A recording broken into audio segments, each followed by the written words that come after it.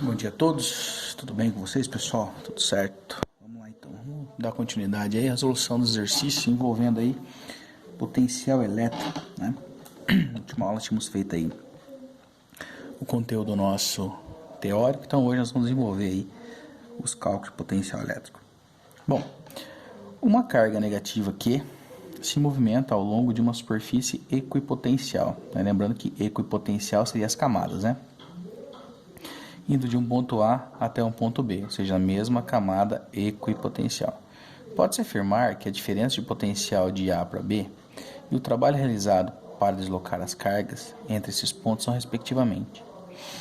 Muito bem, então vamos por parte aí para que não tenha nenhuma dúvida.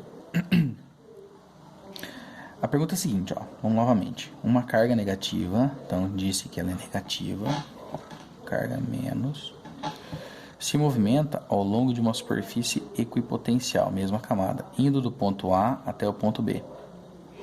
Pode-se afirmar que a diferença de potencial, então ele quer DDP,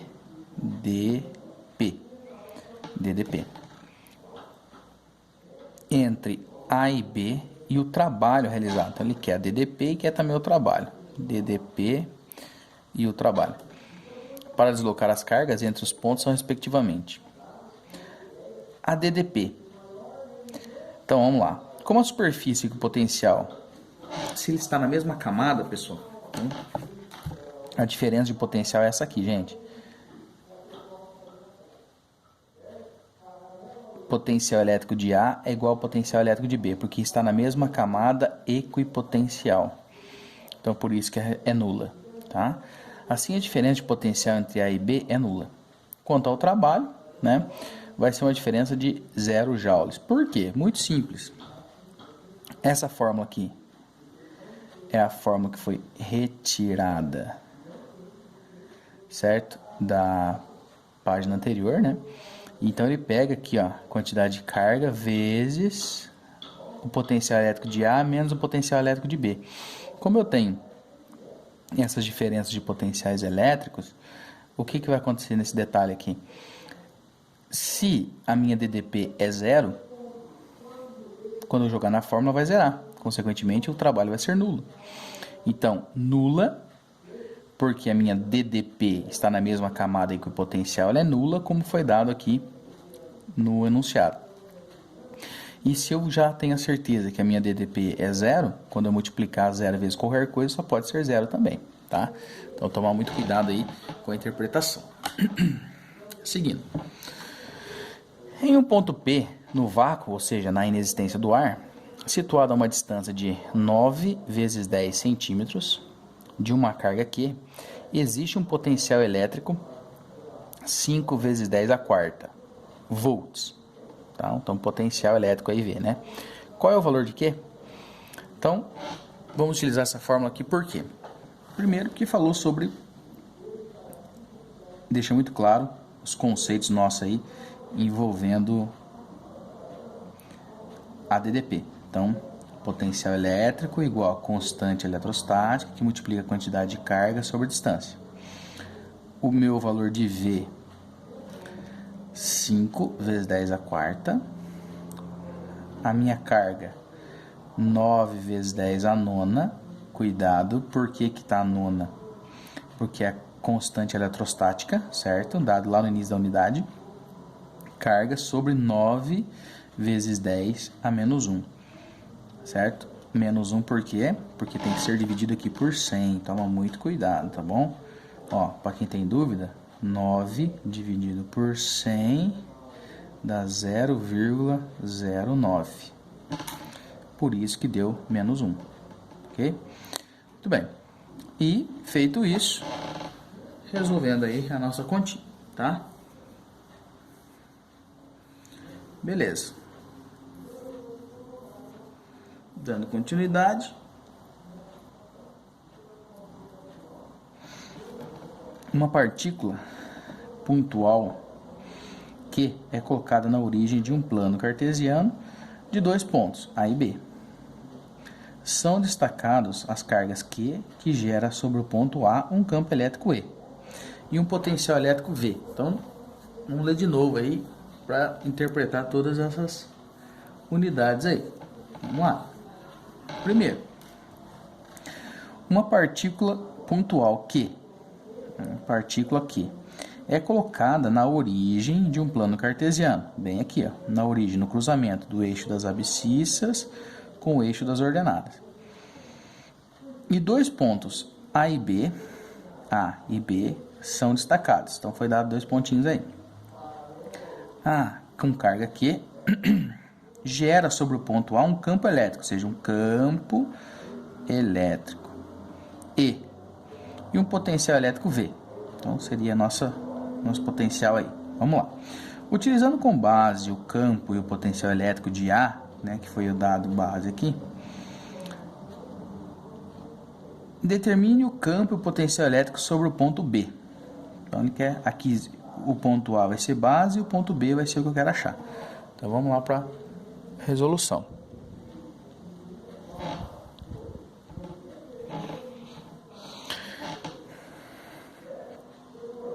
Primeiro vamos começar com o conceito de distância. A distância de A até Q é de 10 quadradinhos. 1, 2, 3, 4, 5, 6, 7, 8, 9, 10. Então isso a gente chama de distância. Campo elétrico é a constante eletrostática que multiplica a quantidade de carga sobre D quadrado, fórmula do campo elétrico. Fórmula do potencial elétrico, constante eletrostática, carga sobre D. Então cuidado, né? Isso aqui tem nas aulas anteriores ali, né?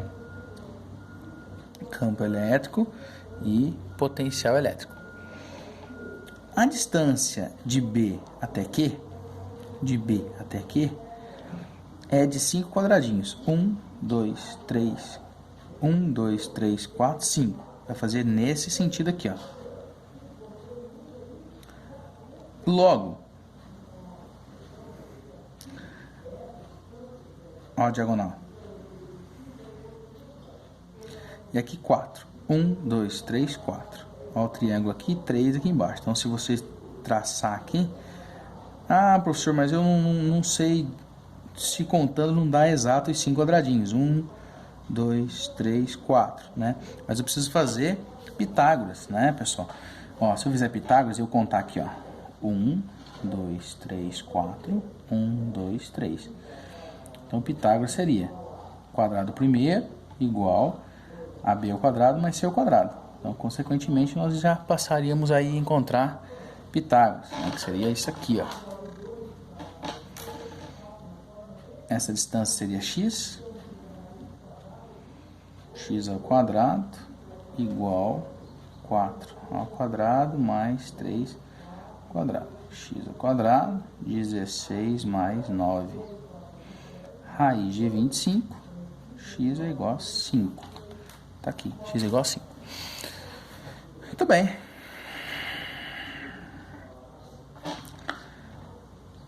Distância B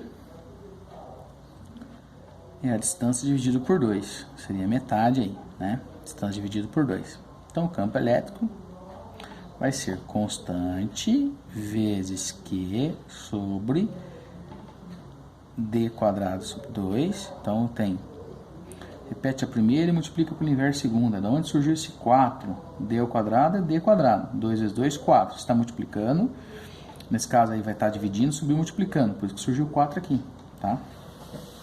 Tudo isso aqui é o meu campo elétrico. A forma de campo elétrico aqui, ó. E. Então, 4E, tá? Esse é o campo elétrico. Vai ser quadruplicado. Potencial elétrico de B é a constante eletrostática, multiplica a carga sobre D quadrado, que é metade, tá? Sempre vai ser metade. 2 que multiplica KD sobre 2, isso aqui é feita a média, tá, gente? Então, por isso deixar muito claro porque que é D, é feito média, tá? Você pega uma distância que você não conhece e divide por 2, sempre assim.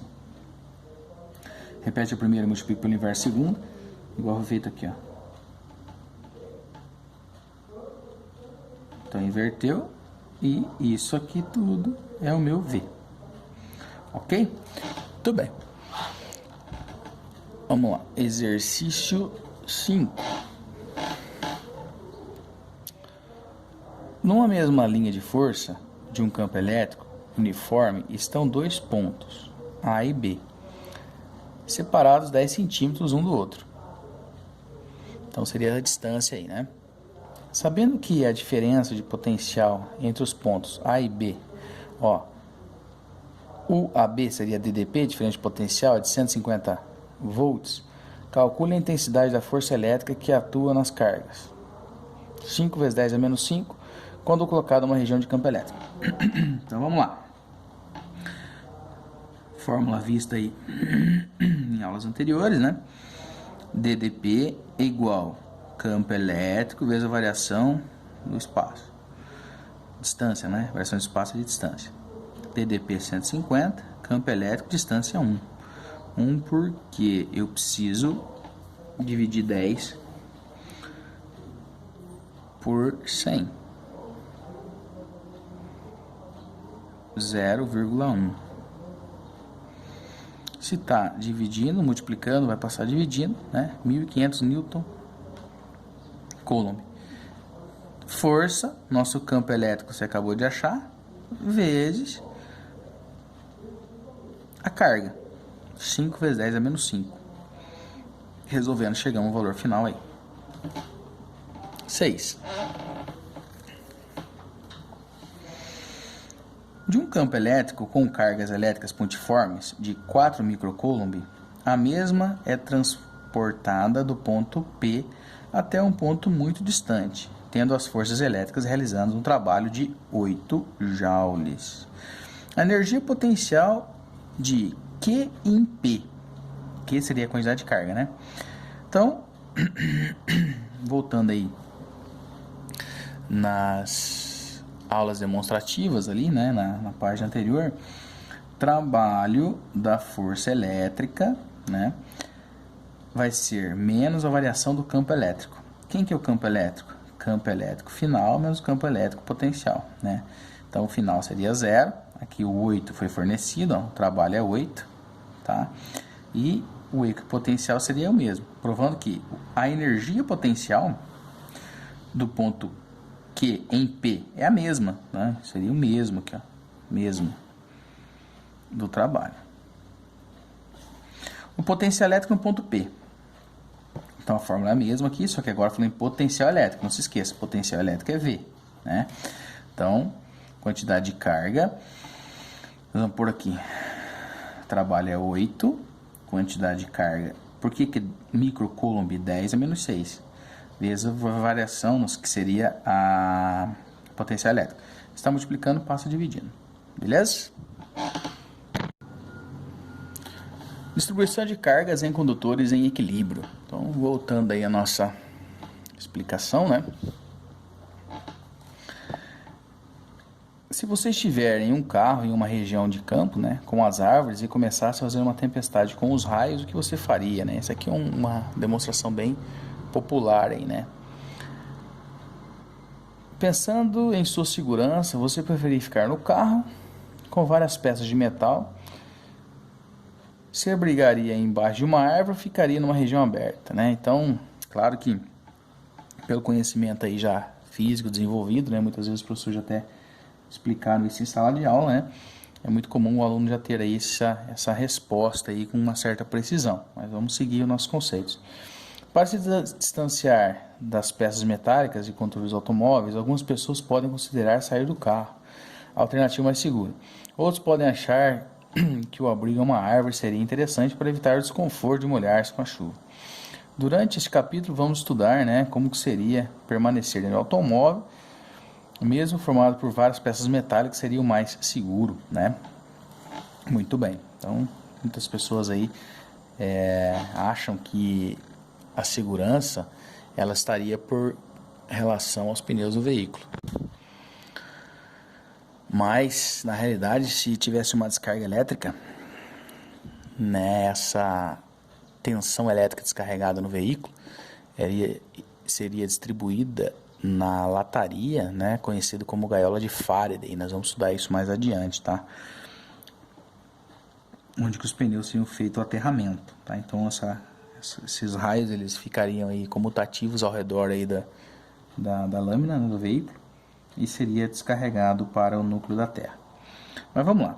Em dia de tempestade, não se recomenda proteger-se embaixo de árvores, né? Por quê? Porque é muito simples, gente. A árvore, por possuir uma elevação, né, um nível superior, tá? Se tiver uma descarga elétrica, o raio ele vai procurar sempre um aterramento.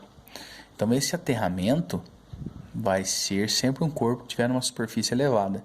Então, como a árvore tem uma superfície mais elevada, esse aterramento cai nessa descarga elétrica e vai para a árvore. Se você estiver embaixo da árvore, consequentemente você vai receber o choque, né? Uma distribuição de cargas e seus contornos esféricos.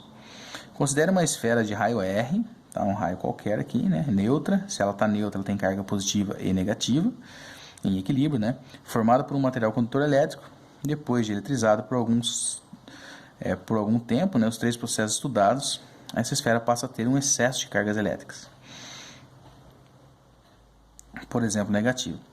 Devido à repulsão elétrica entre os elétrons, eles passam a se movimentar posicionando-se mais afastado possível um do outro. As cargas se distribuem, né, na superfície da esfera e esse momento cessa o movimento relativo, considerado como equilíbrio eletrostático. Vamos entrar em uma forma de equilíbrio. Então, condutores esféricos carregados com cargas distribuem em forma por igual. O que é isso? Eu tenho um corpo que está neutro, né? Se esse corpo está neutro, ele tem carga positiva e negativa. Quando esse corpo recebe um excesso de carga, ela vai, por ele ser circular, vai ser distribuída aí por igual, né? Então vamos lá. Como a esfera condutora está eletrizada com carga Q, ela cria um campo e um potencial elétrico ao redor. A seguir vamos apresentar o campo E e o potencial elétrico V em 4 posições. Em uma posição no interior da esfera I, em posição superior à esfera S, né? E uma posição extrema mais próxima ao ponto P. E uma posição extrema afastada do ponto E, do campo elétrico. Então eu tenho aqui quantidade de carga dessa esfera, uma esfera com raio R, um ponto O de origem, um ponto S qualquer, eu tenho uma distância. Se eu colocar uma carga pontual aqui, essa carga vai criar um campo elétrico, né? E é sabido que essa carga aqui nesse caso, né, está sendo negativa. Equações fundamentais aí.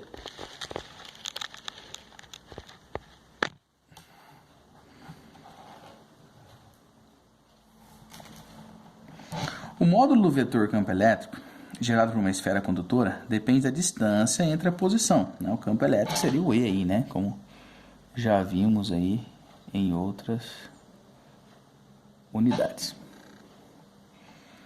A posição analisada é o centro da esfera. Devido à descontinuidade dessa função, cada uma das 4 posições anteriores descritas é analisada separadamente, conforme a figura demonstrando aí. Então, para pontos externos a E, eu quero deixar muito claro que agora nós vamos pensar sempre na esfera. Nós vamos estudar um ponto que está fora da esfera, um ponto mais próximo à esfera, um ponto na borda da esfera e um ponto no centro da esfera. Então, para pontos externos à esfera. Considerando que um ponto externo à esfera tem a distância maior que o raio, né? Então, veja que isso se tornaria mais ou menos assim, ó. Você tem uma esfera, você tem um raio e você coloca um ponto aqui. Então, por isso que a distância é maior que o raio. Considere-se a esfera como um corpo pontiforme e determina-se o módulo do campo elétrico como se todas as cargas estivessem concentradas numa única posição. Por isso que o campo elétrico, né, fora da esfera, é a constante módulo da quantidade de carga sobre a d ao quadrado. Pontos próximos da esfera P. Então, como se eu pegasse esse ponto aqui e eu viesse aproximando ele, né? Se ele está próximo à esfera, praticamente ele está no raio. Por isso que a gente utiliza próximo à esfera, né? Campo elétrico P, é a constante eletrostática, carga sobre R quadrado. Muito bem. Para pontos na superfície da esfera. Então, agora está bem em cima aí o dobro do raio, né? Em cima da esfera. Então, para pontos pertencentes à superfície da esfera, distância é igual ao raio, né? Como se estivesse na borda aqui, exatamente aqui, tá? O módulo do campo elétrico é a metade do valor de um ponto externo e muito próximo à superfície. Então, o dobro do raio seria o nosso diâmetro, né? Para pontos no interior da esfera, então seria dentro aí. Para qualquer ponto no interior de uma esfera, que seja R minúsculo menor que o raio, o valor do vetor campo elétrico é sempre nulo. Então, né, eu só vou passar a ter campo elétrico a partir do momento que eu tiver com o corpo aí na borda da esfera, próximo à esfera ou afastado da esfera. Dentro da esfera sempre vai ser nulo, tá bom? Toma cuidado aí com essa demonstração. Muito bem. Considerando um condutor esférico, né, utilizando o módulo vetor campo elétrico, pode ser graficamente representado da seguinte forma. Olha que interessante então. No interior de um campo esférico, o campo elétrico é nulo, como a gente acabou de comprovar. Então eu pego um ponto qualquer aqui, faço o distanciamento e vamos lá. Raio. Se eu tiver o raio, olha lá, campo elétrico dividido por 2. Mais afastado, então quanto mais afastado, vai fazendo isso aqui, ó. Ok? Comprovando que dentro da esfera é nulo. O potencial elétrico é também uma função que depende da distância em relação à esfera. Nesse caso, determine o valor de 3 situações. Para pontos externos da esfera, né? Para ponto externo eu vou ter, entenda, aqui eu estou falando em campo elétrico, aqui eu estou falando em potencial elétrico. Lembrando que o potencial elétrico é V. Então, fórmula. Potencial elétrico é constante, carga sobre D. Para pontos na superfície da esfera, potencial elétrico é carga, né, constante eletrostática aqui sobre o raio. E dentro da esfera seria carga aqui sobre o raio. Note que a resolução aqui se torna praticamente igual à da anterior, né? Então não se esqueça que nós trabalhamos com dois. Trabalhamos aí com o potencial elétrico e trabalhamos também com o campo elétrico, ok? Nas próximas aulas, o professor vai resolver alguns exercícios com vocês e vamos falar um pouquinho sobre distribuição de cargas em condutores pontiagudos, né? Vamos entender por que justamente o para-raio ele tem uma ponta mais fininha, mais afunilada, tá bom? Mas isso aí o professor pede para vocês fazerem uma leitura para a gente poder resolver isso aí nas próximas aulas, tá bom? Forte abraço aí, bons estudos a todos, até mais.